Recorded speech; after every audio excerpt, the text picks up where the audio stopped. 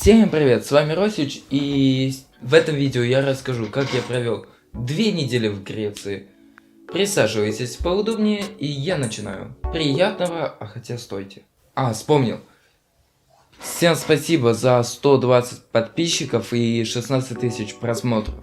Больше не смею задерживать. Приятного просмотра.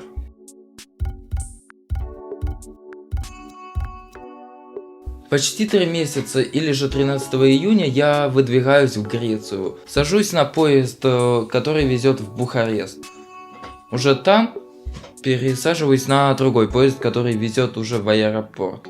Там я ждал свой самолет. Кстати, это был мой первый перелет из страны в страну. И он проходил ночью еще, так что было страшновато. По итогу ничего страшного не было, очень даже прикольно было. На часах было 22 часа 22 минуты, вот так вот повезло. И только тогда я прилетел в Салоники. После я заселился в номер и пошел спать. В этот день я гулял по Салоникам. Был на набережной, натер палец Аристотелю, видел памятник Александра Македонского, был возле Белой башни. А теперь немножко фактов. Город Салоники всегда был портовым городом. Белая башня самое узнаваемое туристическое место.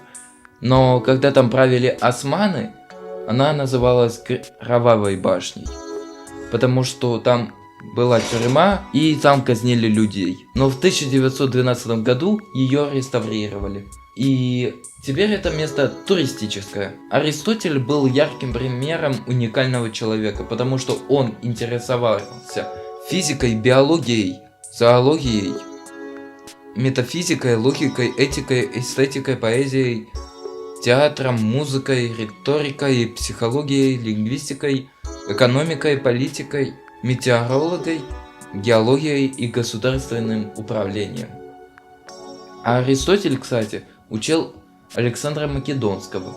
Если кто-то не знает, кто такой Александр Македонский, то это человек, который сел в 20 лет уже на трон, и в 11 лет он вел активные войны, и древняя Македония разрослась с Греции по Индию, и чуть-чуть Африки захватила.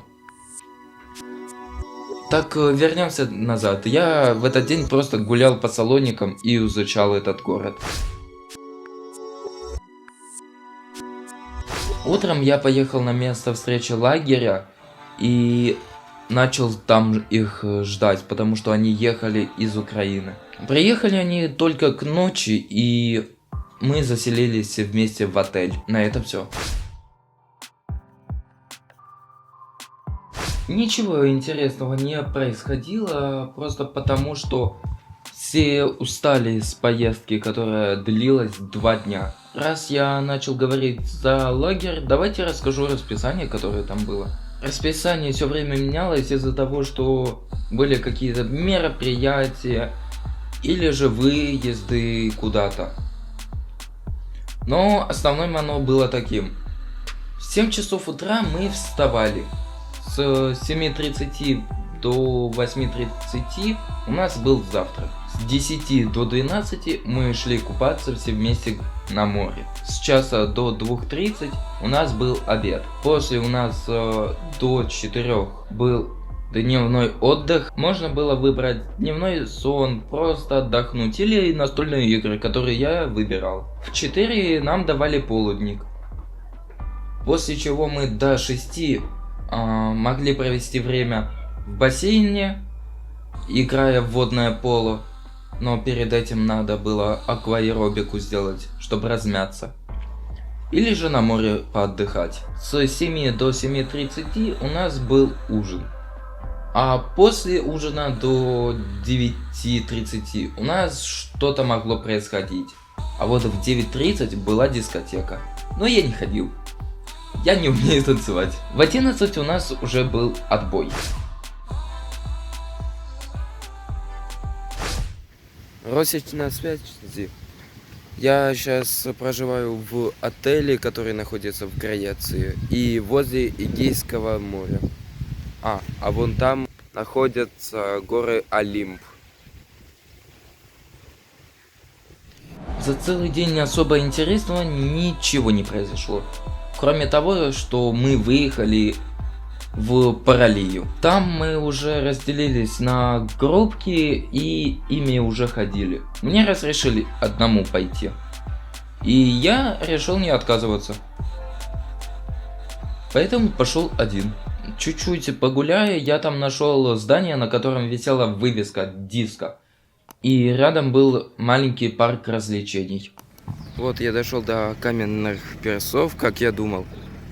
Но это специально, походу, сделано для стоянки кораблей, то есть порт. Вот. А там выход из этого типа мини-залива.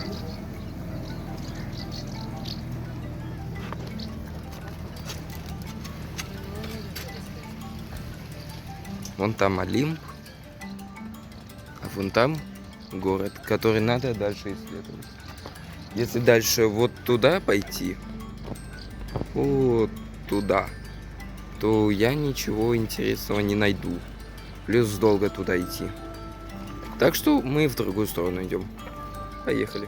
Чуть-чуть пройдя, то везде были магазины, кафе, рестораны. Скорее всего, это было что-то связано с морем.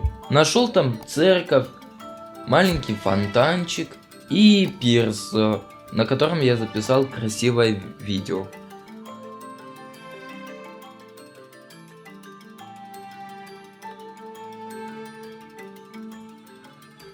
После чего я, не найдя ничего интереснее, решил пойти по тропинке, хотя говорил то, что не пойду. Ну, я решил то, что у меня времени много, так что это не проблема. Ну, где-то через 45 минут я смотрю на часы и понимаю то, что я не дойду до населенного пункта, который называется Олимпиаки-Акти. И решил развернуться и пойти обратно к автобусу, который нас отвез всех вместе в отель. С самого утра мы выезжаем на гору Олимп. Какой лагерь без горы Олимп в Греции? Правильно же говорю? Но туда составлял путь 2 часа. Когда нас высадил автобус в маленьком городке Литохара, то мы пошли на гору. Ну, точнее, не а в ущелье, которое там было. Но при этом очень хотелось залезть на вершину. Ущелье называлось Бойшос. Фото на баннер я как раз там сделал. Пока мы шли там, то нам рассказывали мифы и легенды про древнегреческих богов. Но дойдя до решетки, которая преграждала нам путь дальше идти, мы решили вернуться к автобусу. Еще мы заехали в какой-то монастырь и в город, в котором чуть-чуть погуляли и вернулись к 2. Того же дня нас попросили скинуть песни, которые подходят для танцев. Нам написали условия, по каким критериям не могла песня подойти. Если песня на русском языке, музыка российских групп и исполнителей. Также не приветствуются там нецензурные слова. Как вы думаете, я туда пошел? Да, я пошел. Ну, посидевши там 15 минут, я решил уйти, потому что потом началась дискотека. На этом все. День закончился. Вечером проводилось мероприятие «Онана», в котором я решил принять участие. И там было 8 участников. 4 девочки и 4 мальчика. Так и поделили на команды. Цель мероприятия узнать, кто умнее, девочки или мальчики. Всего было 7 раундов. На каждый раунд давалась 1 минута, чтобы ответить на вопрос. Если команда отвечает на вопрос, то команда может взять дополнительный вопрос, а может отказаться, за который дают дополнительные баллы. Если команда не отвечает на вопрос, дополнительный вопрос, то у нее забирают баллы. Хоть это и не очень-то и воспринималось к другой команде. Вопросы были легкие. Например, какой процент мирового океана занимает поверхность шара? Или же какой процент людей пользуется интернетом? Были еще вопросы про друг друга. Например, правда, что я ходила на плавание в 8 лет? А в конечном раунде, 7-м, была игра, на чьей половине больше окажется самолетиков. Ну, по итогу выиграли девочки. Рано утром мы выехали на метеоры. И они, кстати, внесены в всемирное наследие ЮНЕСКО. Метеоры появились в 12 веке. Но в X веке отшельники, которые искали уединения и покоя, они объединились в общины и стали жить в пещерах на скалах. В 12 веке пришли как раз крестоносцы и построили там монастыри. Чтобы жить в монастырях, они поднимали все продовольствие на веревке, на платформе, которая привязана к веревке. А воду они собирали с дождя в большую бочку. Всего этих монастырей 24, но сейчас в который можно попасть вроде бы только 6. Мы как раз приехали в один из них, только название не помню. Нам рассказывали, что там, для чего, но там очень красивые виды с этих скал. И я очень много там наделал фоток и видео. Вот как раз и видео, что я там наснимал.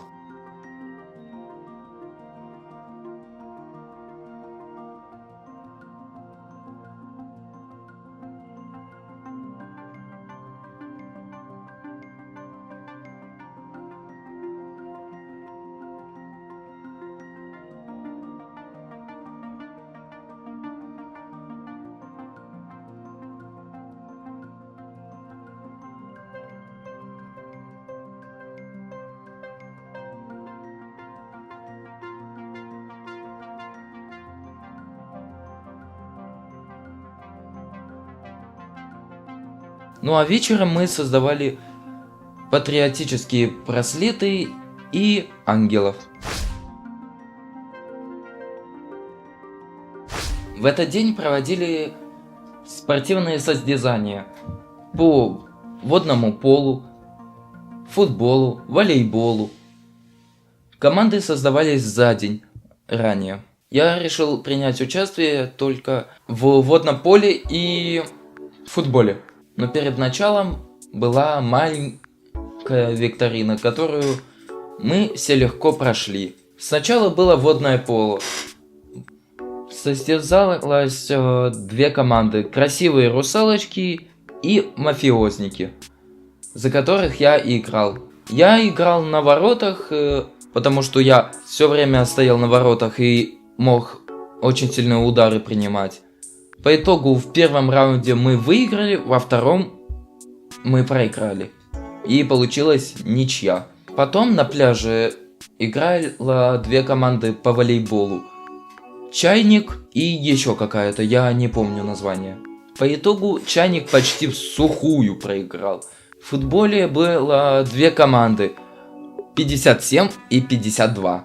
Я играл за 52-ю команду. Там были по большей части маленькие дети, которые учатся в 4 классе, наверное.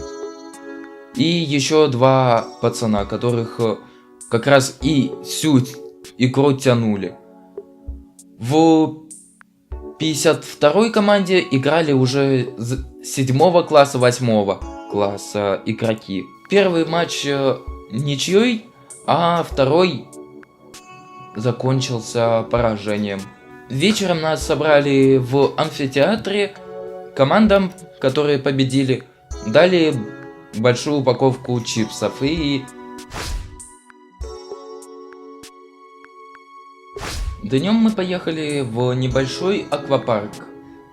В аквапарке было всего лишь бассейн, для маленьких детей бассейн и парочку горок. Сейчас назову их все. Гоночная горка, боди-слайсинг, маятник и обычные. Мы там пробыли где-то 2 часа и поехали обратно. Но там очень классно было. Я, к сожалению, просто там не записывал ничего. На территории отеля был музей. И там очень много раритетных машин. Хоть таких же раритетных, как Ferrari и Maserati, которые уже не продаются нигде. Но они стоят на территории отеля. Не в музее, а именно при входе.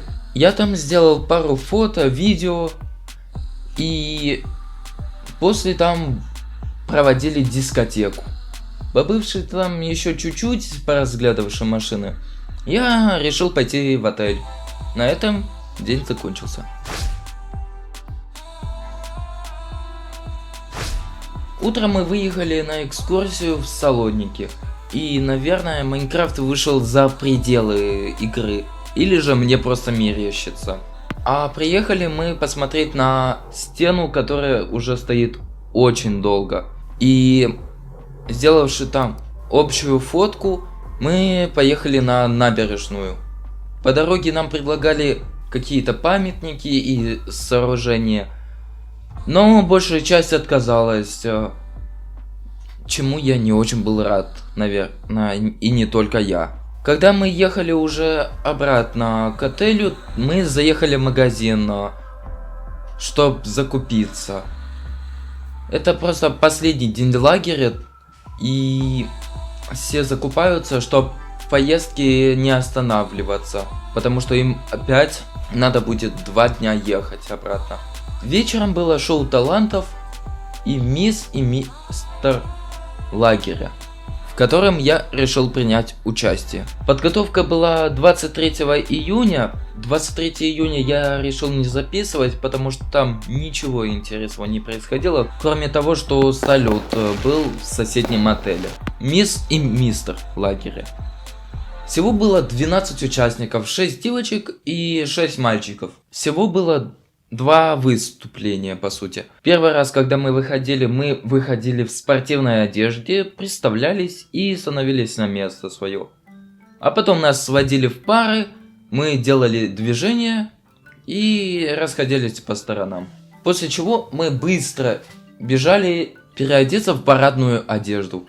А пока мы переодевались, было шоу талантов.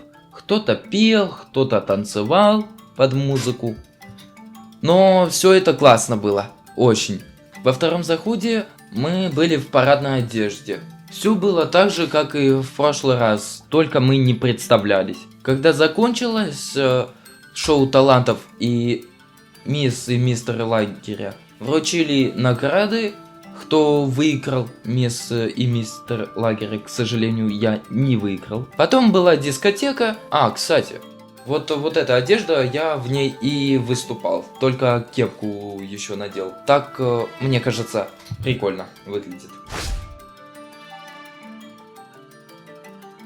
С самого утра мы пошли завтракать. После завтрака мы спускали вещи на первый этаж, а потом переносили в автобус. Когда они уехали на автобусе в Украину, я сел на поезд, я поехал таким же путем, как и приехал. Сначала сел на поезд, который привез меня в Салоники. Там я гулял еще некоторое время и нашел кое-что новое. Росич на связи. И сегодня я решил покататься на корабле. посреди океана. Это в Салониках. Ты покупаешь напиток и можешь покататься тут. Я решил типа не упускать возможности и поплавать. Так что удачи мне.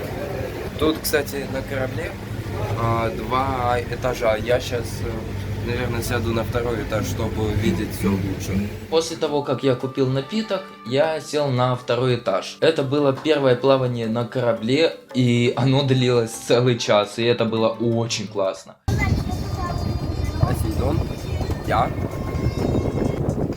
город. Уже начали плыть. И это очень круто. Прям реально очень. Кстати, вот, смотрите, я сделал фотку, там во сколько они отплывают и приплывают. Так что можете воспользоваться, если будете там. Когда мы приплыли, то оставалось у меня немножко времени до самолета. Я сел на автобус и поехал в аэропорт. Там я уже ждал самолет. По времени я должен уже садиться в свой самолет. И нам говорят то, что рейс перенесен на 0 часов 15 минут.